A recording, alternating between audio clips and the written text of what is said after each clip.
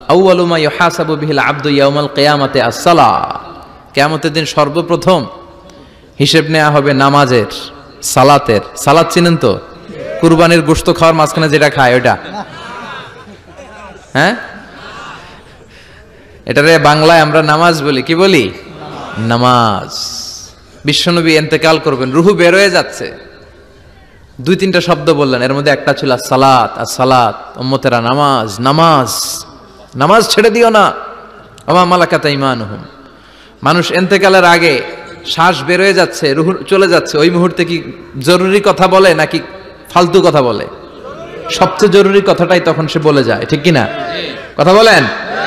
বিষ্ণু বলেছিলেন নামাজ। ওমরে ফারুক, ওনার কাছে আবু লুলু আল মাজুসি এক অগ্নি উপাসক এসে বিচার দিল, ইয়া ওমর আল ফারুক, আমার মনিবের নাম হচ্ছে মুগীরা ইবনে শুবা, সে প্রতিদিন 4 দিরহাম করে আমার কাছে চার্জ করে। এত টাকা চার্জ করে কেন? উনি জিজ্ঞেস করলেন, তুমি কি কাম পারো? আমি খঞ্জর বানাইতে পারি। খঞ্জর চিনেন? ছোট্ট ছুরি, আরবরা পকেটে রাখে। ওমানের সুলতান কাবুসের ছবি দেখবেন, এখানে একটা খঞ্জর আছে। আমি খঞ্জর বানাইতে পারি। খঞ্জর বানাতে পারো? মদিনায় তো কেউ বানাতে পারে না, তুমি খঞ্জর বানাইতে পারো? তুমি তো অনেক টাকার মানুষ মিয়া, তোমার মনিব তো অল্প টাকায় চার্জ করছে, এটা দিতেই হবে। আবু লুলু কয়, ওমর তুমি সবার জন্য এত নরম, আমার জন্য গরম, তোমারে আমি বুঝাবো। সে বাড়িতে যে একটা খঞ্জর বানালো, মাকবাদাতুহু ফি ওয়াসাতিহি, যে খঞ্জরের হ্যান্ডেল হচ্ছে মাঝখানে, দুই দিকে ধারালো ছুরি, এটার ধার দেয়। আর কয়, ওমর তোরে আমি বুঝাবো। প্রতিদিন ধার দেয়। সাইয়েদনা ওমরে ফারুক মসজিদে নববীর ইমাম, ওয়া কানু ইউসাল্লুনা বিগালাস, তখন ওনারা অন্ধকারে নামাজ পড়তেন আউয়াল ওয়াক্তে। আমরা তো দেরি করে পড়ি, সুন্নাহ অনুযায়ী আগে আগে পড়া ভালো। আপনি মসজিদুল হারামে গেলে দেখবেন যে কত আগে ফজর পড়ে, ফজরের 1-1.5 ঘন্টা পরে সূর্য ওঠে, ঠিক কিনা? তো সে একবার ছদ্মবেশে ফজরের সময় প্রথম কাতারে যে হাজির, আসলে কিন্তু মাজুসি, সূর্যের পূজা করে। খঞ্জরটা নিয়ে এসে দাঁড়ালেন। ওমরে ফারুক ফজরের সময় ঢুকলেন, বললেন আকিমিস সালাহ, একামত দাও। একামত দেয়া হলো। ওমরে ফারুক আল্লাহু আকবার বলে অন্ধকারে ফজরের সালাত শুরু করলেন। প্রথম রাকাত যখন পড়ে ফেললেন, রুকুতে যাবে, ইন দ্য মিন টাইম সে খঞ্জর বের করে ওমরে ফারুককে 3টা স্টেবিং করেছে।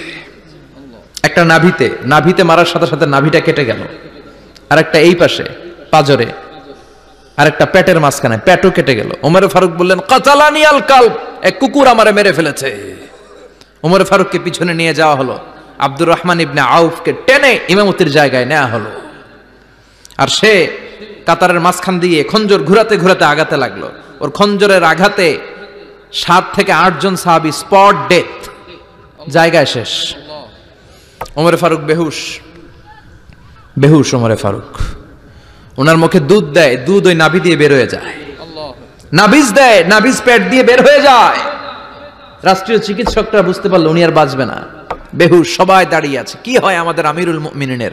10টি বছর তিনি অর্ধ পৃথিবীর শাসন করেছেন। উনার ভয়ে বাঘে মহিষে এক ঘাটে পানি খেত। হুশ ফেরার পরে ওমরে ফারুক বলে না, আমারে মারছে কে? আমার কি অবস্থা, বাঁচবো কিনা? আমার ছেলে আব্দুল্লাহ কোথায়? আব্দুর রহমান কোথায়? আমার বিবিরা কোথায়? কত সম্পদ আমার আছে, কোথায় গেলে ভালো চিকিৎসা পাওয়া যাবে? কিচ্ছু সে বলে না। হুশ ফিরার পরে ওমরে ফারুকের প্রথম প্রশ্নটা ছিল, আসল্লান্নাস, আসল্লান্নাস, আমার দায়িত্বে, আমার নেতৃত্বে যে ফজরের একটা নামাজ শুরু হয়েছিল, এটা কি ঠিক মতো শেষ হয়েছিল? আসল্লান্নাস, মানুষের নামাজটা পড়ছিল, 1 রাকাতের দায়িত্ব পালন করতে পেরেছে, এরপর হুশ নাই। বাকি 1 রাকাতের কি হয়েছে? মুসল্লিদের কি হয়েছে? সালাতটা ওয়াক্ত মতো হয়েছে কিনা? আসল্লান্নাস, এটা ছিল ওমরে ফারুকের প্রশ্ন। সুবহানাল্লাহ কইবেন না? তাহলে এই সালাতের গুরুত্ব আছে না নাই? সর্বপ্রথম এই সালাতের ব্যাপারে in the day of judgement আমাদেরকে প্রশ্ন করবে কে? সালাতে কায়েম করো, সালাতে কায়েম করো, হবে সম্মানী তুমি, হবে জান্নাতি তুমি, হবে সম্মানী তুমি, হবে জান্নাতি তুমি, দিবে কাল হাসরে শীতল ছায়া আরশে আজিম, রব্বিয়াল আলা, রব্বিয়াল আযীম, রব্বিয়াল আলা, রব্বিয়াল আযীম। সুবহানাল্লাহ পড়েন। এজন্য নামাজ নামাজ, এই নামাজ যাতে মিস হয়ে না যায়। সব মিস হতে পারে, নামাজ মিস হতে পারে না। আল্লাহ তুমি বুঝার তৌফিক দান করো। পাপ নাই, গুনাহ করি নাই, এরকম কেউ আছি? কথা বলেন। কত পাপ করছি কোনো হিসাব আছে? পৃথিবীর কেউ না জানলেও জানে কে? পৃথিবী না জানুক আমি তো জানি, আমি কি পাপ করেছি হায়। আমার পাপের করলে বিচার, বাঁচার আমার নাই উপায়। দয়াময় প্রভু মাফ করো আমায়, মাফ করো আমায়। পড়েন আমিন। আমাদের পাপগুলো ক্ষমা করে কে? চিল্লায় বলেন কে? আল্লাহ ডেকে বলে, গোলাম আমি হলাম গাফিরুয যামব কাবিলুত তাওব। আমার কাজ হলো ক্ষমা করা, আমার কাজ হলো তওবা কবুল করা। শয়তানের কাজ হলো ওয়াসওয়াসা দেওয়া, আমাদেরকে ভুল পথে নিয়ে যাওয়া। আর আমাদের কাজ হলো ভুল করে ফেলা, আল্লাহর কাজ হলো ভুলগুলো মাফ করে দেয়া। আল্লাহ ডেকে বলে, গোলাম তোরা যদি ভুল না করতি, তোরা যদি পাপ না করতি, তোরা যদি অন্যায় না করতি, তোদেরকে ধ্বংস করে দিয়ে এমন একটা জাতি আমি এই দুনিয়ার বুকে তৈরি করতাম যারা সকালবেলা ভুল করে দুপুরে মাফ চাইতো, দুপুরে ভুল করে রাত্রে মাফ চাইতো, আজকে ভুল করে আগামীকাল মাফ চাইতো। আর আমি আল্লাহ গুনাহগুলো তাদের সব ক্ষমা করে দিতাম। ক্ষমা করে দিতে আল্লাহর বড্ড ভালো লাগে। বান্দা আল্লাহর কাছে বারবার চাক, চোখের পানি ছাড়ুক, এটা আল্লাহ পছন্দ করে। চোখের পানির যে কত পাওয়ার আপনি কল্পনাই করতে পারবেন না। অনুশোচনার চোখের পানি, চোখ বেয়ে নাকের ডগা পেয়ে জমিনে পড়ার আগেই আল্লাহ এই বান্দারে মাফ করে দেয়। বিশ্বনবী ডেকে বলে, ও আমার উম্মতেরা শোনো, আল্লাহর কাছে দুনিয়ার মানুষদের দুই ফোঁটা পানি সবচেয়ে প্রিয়। এক হলো জিহাদের ময়দানে রক্তের ফোঁটা, দুই হলো অনুতপ্ত বান্দার চোখের পানির ফোঁটা। কত ভুল আপনি করেছেন, কত অন্যায় আপনি করেছেন, কত পাপ আপনার হয়েছে, কত মিথ্যা আপনি বলেছেন, কয় ওয়াক্ত নামাজ ছেড়েছেন, কয় লাখ টাকা ঘুষ খেয়েছেন, কত যৌতুক আপনি খেয়েছেন, কত মিথ্যা আপনি বলেছেন। আপনার পাপ যত বড় হোক, যত বিশাল হোক, যত বেশি হোক, আল্লাহর দয়ার পরিসীমা তার চাইতেও বড়। আপনার পাপ, আপনার অন্যায়, আপনার জুলুমগুলো যদি হয় খালের পানির সমান, বিলের পানির সমান, আল্লাহর দয়া সাগরের পানির সমান। আপনার পাপ যদি হয় সাগরের পানির সমান, আল্লাহর দয়া মহাসাগরের পানির সমান। আপনার পাপ আর অন্যায় যদি হয় পাহাড়ের সমান, আল্লাহর দয়া আকাশের সমান। আপনার পাপ যদি হয় আকাশের সমান, আল্লাহর দয়া আরশের সমান। এজন্য আল্লাহ বললেন, ইয়া আইয়ুহাল্লাযীনা আমানু তুবু ইলাল্লাহি তাওবাতান নাসুহা। ও আমার গোলাম, তুই তোর নিজেরে যত বেশি ভালোবাসিস তার চেয়েও আমি তোরে বেশি ভালোবাসি। তোর বাবা মা তোরে যত বেশি ভালোবাসে তার চেয়েও আমাদেরকে বেশি ভালোবাসে কে? আল্লাহ বললেন, ভালোবাসারে তৈরি করার পরে আমি 100 টুকরা করলাম। চিল্লায় বলেন কয় টুকরা? 99 টুকরা ভালোবাসা আমি আল্লাহ নিজের মধ্যে রেখে দিলাম। 1 টুকরা ভালোবাসা গোটা বিশ্বের সবার মধ্যে আমি ভাগ করে দিলাম। 1 টুকরা ভালোবাসা পেয়ে আমাদের অবস্থা দেখছেন? আল্লাহ যদি 1 টুকরা না দিয়ে আমগরে 30 টুকরা দিত, কথা কোন? 1 টুকরা না দিয়ে 80 টুকরা দিলে কি হইতো? এজন্য আল্লাহ ডেকে বললেন, গোলাম আমি যে তোদের কত ভালোবাসি তোর ধারণা নাই। চোখের পানি ছাড়, গুনার কথা স্মরণ কর, তওবা কর। তওবার মতো তওবা করলে সব গুনাহ মাফ করে দিতে পারে কে? আল্লাহ। বিশ্বনবী বলে, আমার কোনো গুনাহ নাই, তারপরেও প্রতিদিন 70 বারেরও বেশি আমি তওবা করি। আল্লাহে ইন্নী আস্তাগফিরুল্লাহ ওয়া আতুবু ইলাইহি আকসার মিন 70 মাররা। Could you imagine that? কল্পনা করছেন কোনদিন যে নবীর গুনাহ নাই, ওই নবী তওবা পড়ে প্রতিদিন 70 বার, আকসার 70 বারেরও বেশি। আমার পড়া দরকার কয়বার? আপনার পড়া দরকার কয়বার? বিশ্বনবী 70 বারের বেশি বললে আমাদের পড়া দরকার কয়বার? আর আমরা প্রতিদিন পড়ি কয়বার? কথা কন। আমাদের ভুল হবে, ভুল হতে সমস্যা নাই, ভুল হওয়াই মানুষের স্বভাব, কিন্তু ভুল হওয়ার পরে ভুলের উপর অটল থাকা যাবে না। শয়তান আর মানুষের মধ্যে এই মৌলিক পার্থক্য। শয়তান ভুল করে ভুলের উপরই আছে, ঠিক কিনা?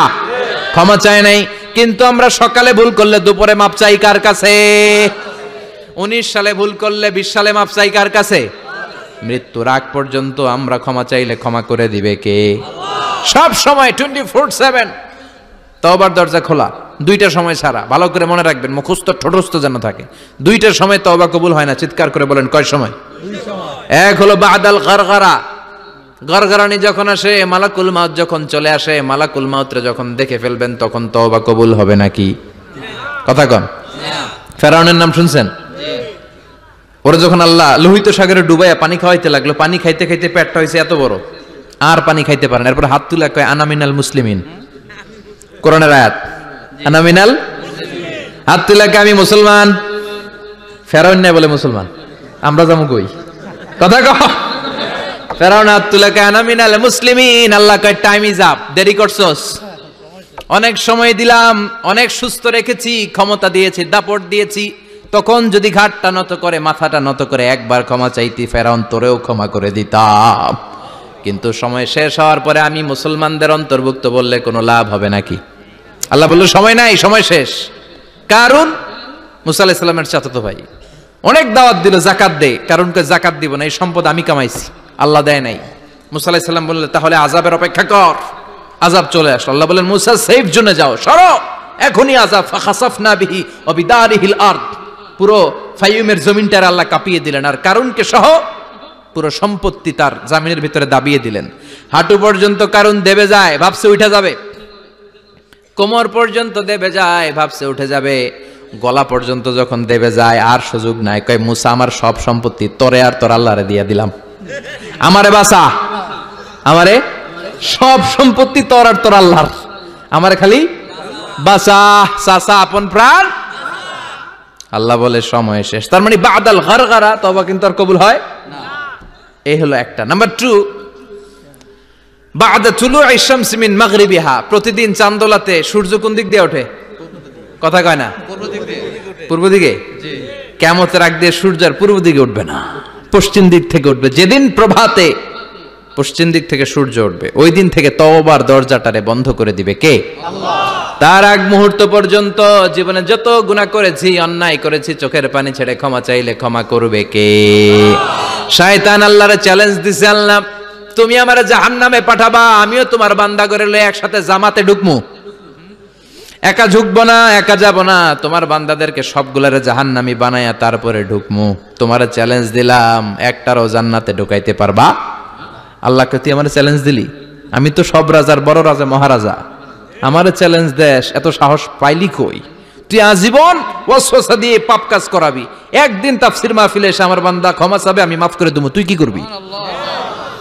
আজীবন অন্যায় করবে, আজীবন পাপ করবে, জুলুম করবে, একদিন চোখের পানি ছেড়ে আমার কাছে কান্নার মতো কান্না করলে আমি সব গুনাহ মাফ করে দেব। এজন্য আল্লাহ বললেন ইয়া আইয়ুহাল্লাযীনা আমানু তুবু ইলাল্লাহি তাওবাতান নাসুহা, ভুল করেছো তওবা করো, মাফ করবে কে? সাইয়েদনা আদম আলাইহিস সালাম ভুল করলেন, দুনিয়ায় এসে শত শত বছর কাঁদলেন, কিন্তু ক্ষমা হয় না। আল্লাহরে বললেন আল্লাহ কি করলে ক্ষমা পাবো বলো? ফাতালাক্কা আদামু মির রাব্বিহি কালিমাতিন ফাতাবা আলাইহি, আল্লাহ বললেন ও আদম তোমারে কিছু কালেমা শিখাইয়া দেই, এই কালেমাগুলো দিয়ে আমার কাছে দোয়া করো, ক্ষমা করে দেব। আল্লাহ শিখাইয়া দিলেন ও আদম দুই হাত তুলে চোখের পানি ছেড়ে আমার কাছে পড়ো রব্বানা, পড়েন রব্বানা যালামনা আনফুসানা ওয়া ইল্লাম তাগফির লানা ওয়া তারহামনা লানাকুনান্না মিনাল খাসিরিন। এটা শিখাইতেছিল আল্লাহ। আল্লাহ আমি জুলুম করেছি, অন্যায় করেছি, ভুল করেছি, পাপ করেছি, তুমি যদি ক্ষমা না করো ক্ষমা করার কেউ নাই, ঠিক কি না?